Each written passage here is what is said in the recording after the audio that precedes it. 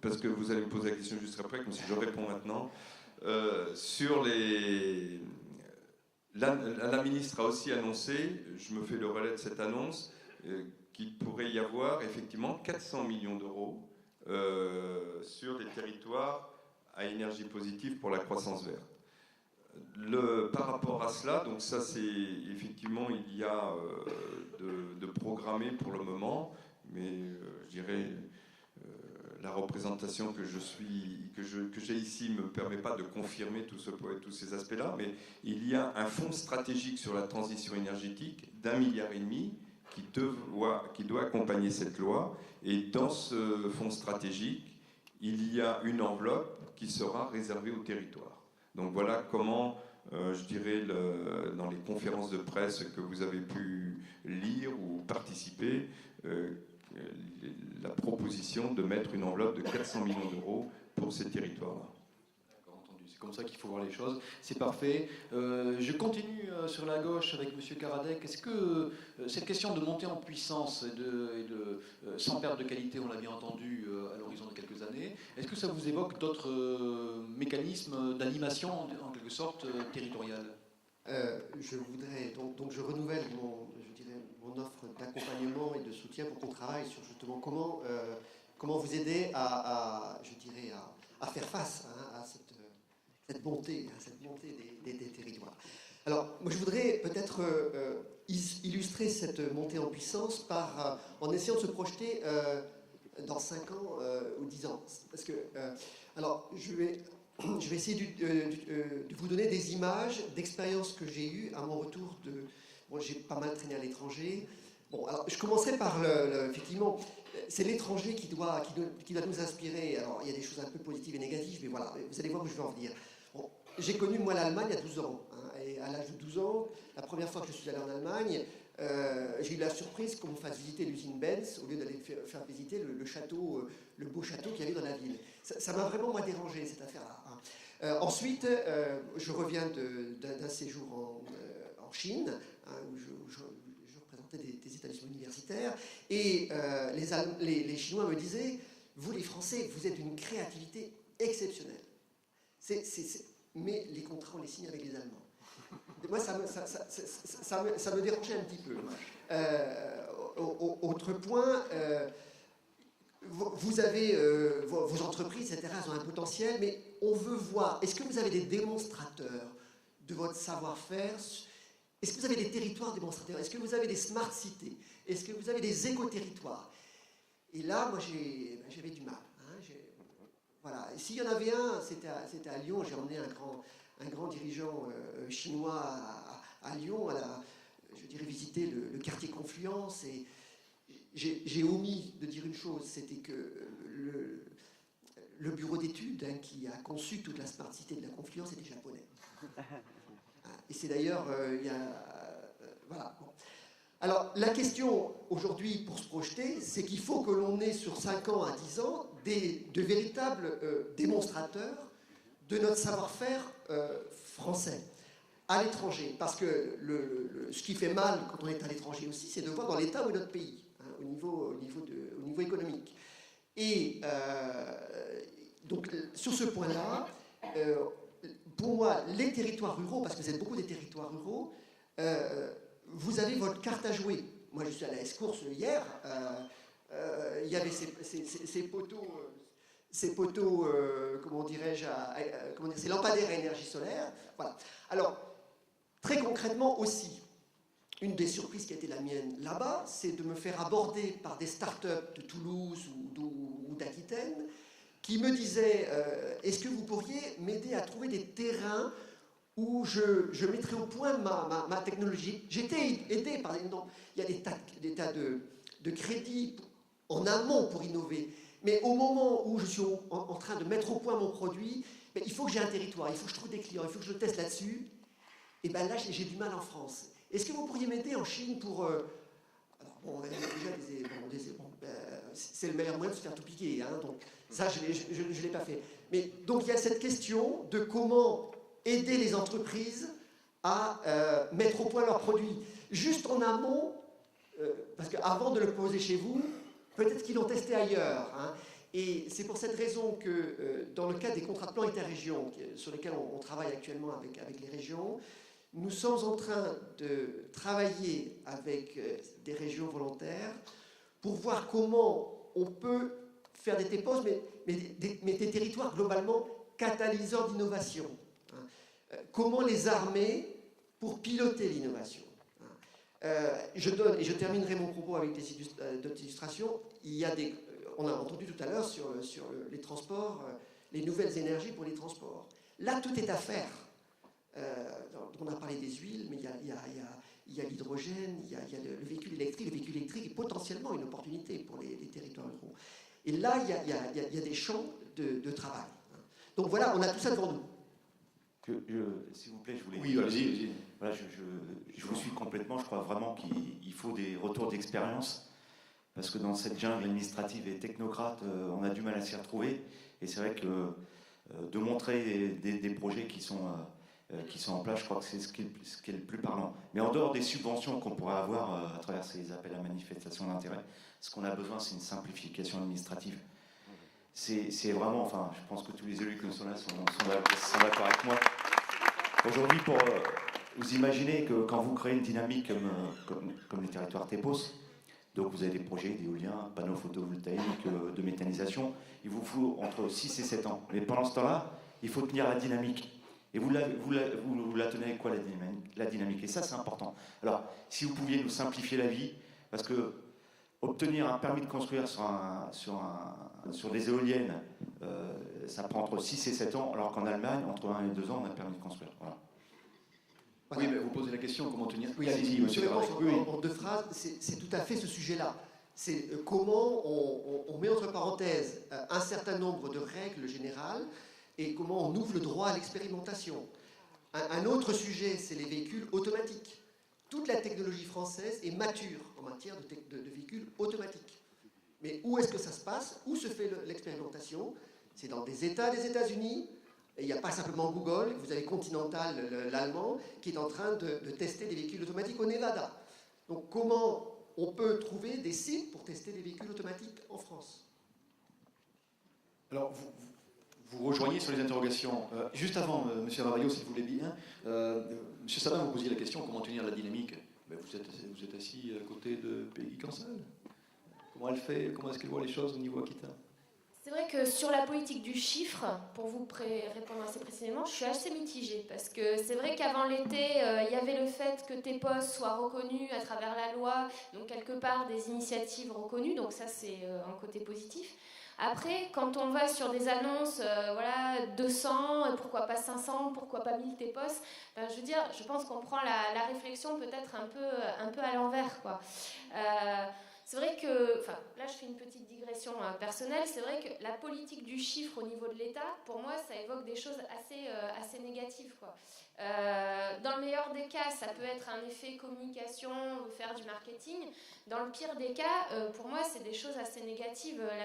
La politique du chiffre, pour moi, ça évoque, par exemple, des politiques comme la RGPP qui n'ont pas vraiment fait leurs preuves, ou encore pire, des politiques par exemple, d'expulsion de personnes de sans-papiers. Donc, politique du chiffre, pour moi, c'est quelque chose déjà qui a une connotation très négative. C'est pas écrit dans la loi, hein, politique du chiffre. Voilà, non, mais là, je faisais une... voilà. Mais ça peut s'apparenter à ça aussi. Donc c'est vrai que ce qu'on fait à travers TEPOS, c'est complètement aux antipodes d'une gestion technocratique, et je veux bien insister là-dessus, parce qu'on a en plus un président de région qui est très jacobin pour le coup, et les régions ont souvent dû se battre au niveau de l'État pour montrer le bien fondé qu'on a des fois à gérer des dispositifs et des fonds au niveau régional. La région Alsace a pris les devants, par exemple, pour la gestion des fonds européens. L'État était très réservé et au final, ça a fait sa preuve. Exactement au niveau de la région Aquitaine, pareil pour l'axe 1 du FEDER sur l'innovation, on a su démontrer que par notre connaissance du tissu industriel, le lien avec les entreprises, etc., il y avait une vraie pertinence à gérer ces dossiers voilà, à un niveau plus proche. Et en ce qui concerne TEPOS, je voudrais dire c'est exactement ça qu'on veut faire. On veut faire du sur-mesure en quelque sorte. On veut faire quelque chose qui est le plus adapté au contexte et aux situations locales.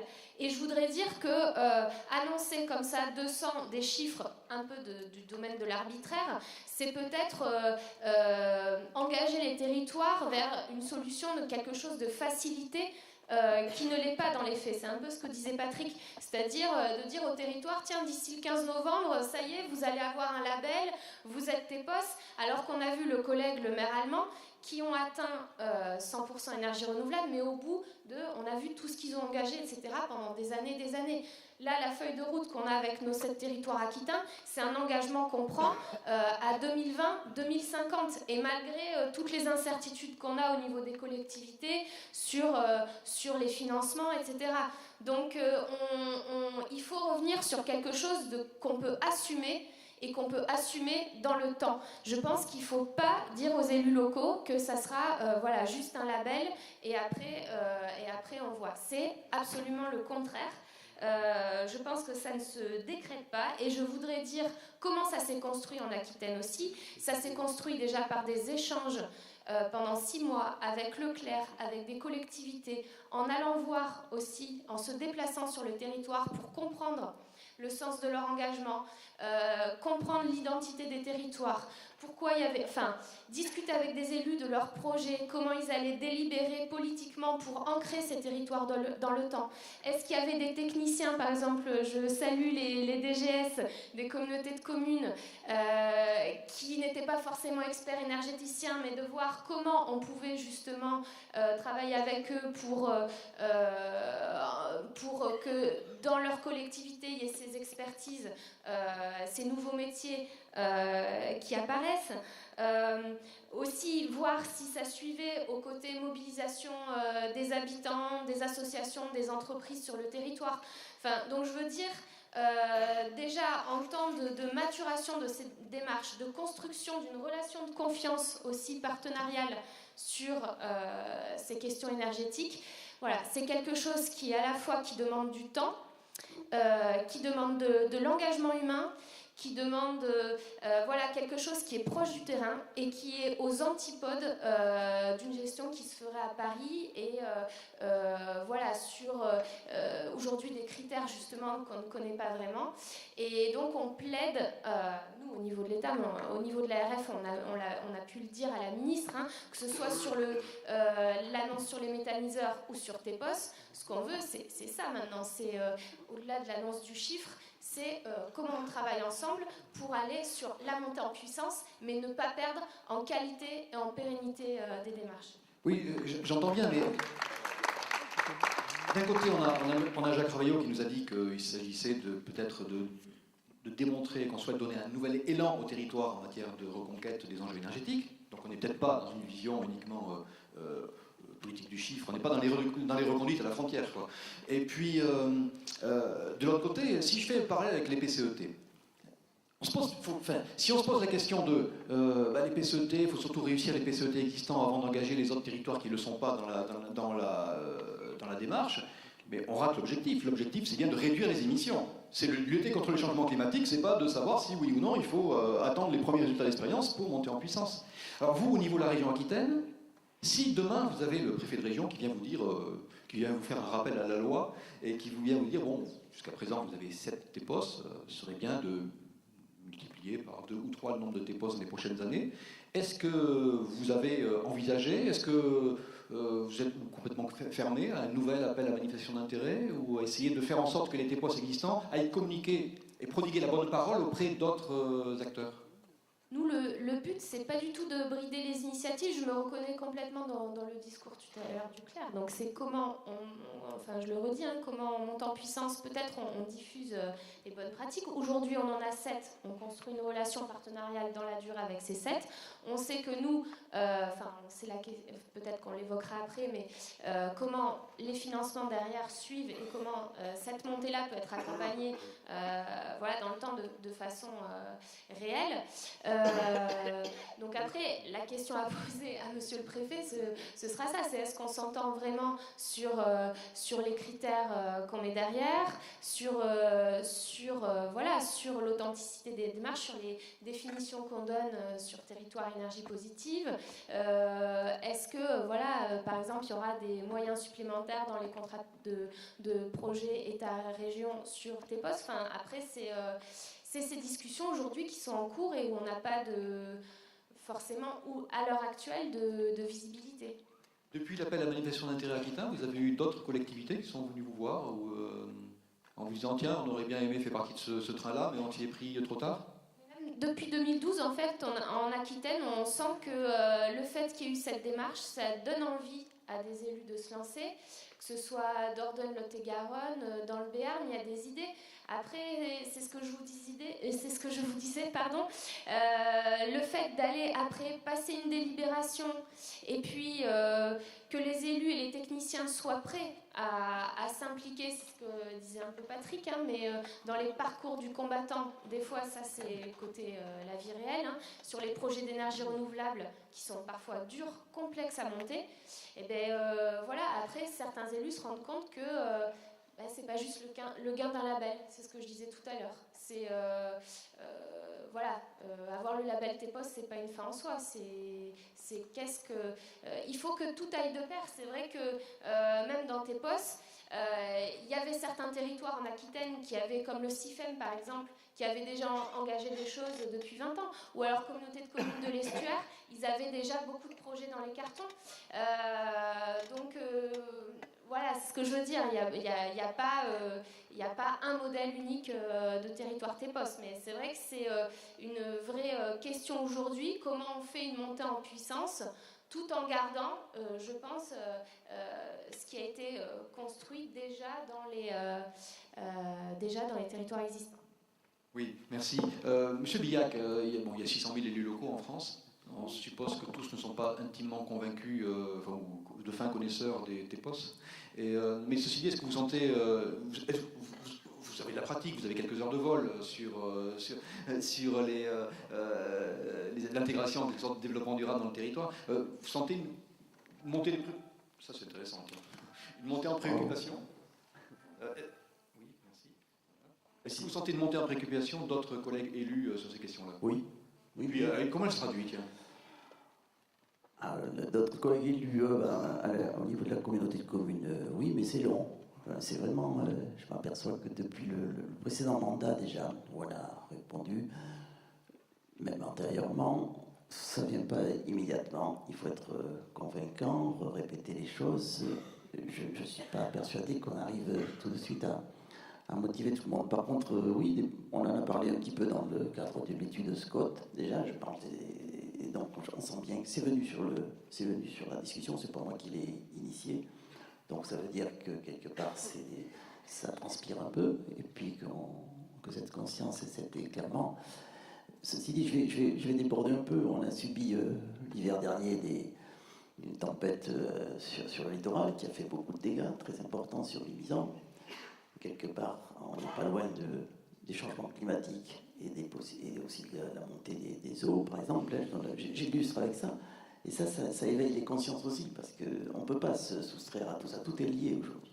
Quand vous dépensez 400 000 € pour aller protéger le littoral de mise en plage que vous avez pu découvrir, qui est très joli, ben c'est quand même des sommes très importantes. Et quelque part, il y a un lien avec les gaz à effet de serre et le réchauffement climatique. En tout cas, c'est ce que je pense. Donc, ça éveille les consciences et manifestement, on y va vers cet éveil. Je crois que maintenant, il faut que l'on contribue à acquérir au niveau des élus et de la population une vraie culture de transition énergétique indispensable, économie d'énergie, en fait, tout le raisonnement, toute la charte que vous avez citée tout à l'heure, à laquelle on adhère, il faut que ça fasse partie de notre vie au quotidien. C'est très long. On est parti sur du long terme. Enfin, moi, en tant que forestier, ça ne me gêne pas, parce que quand j'ai fait mon métier, je conseillais aux propriétaires forestiers de planter. On sait qu'on part pour un demi-siècle, quoi, minimum. Donc, c'est plusieurs générations. Et la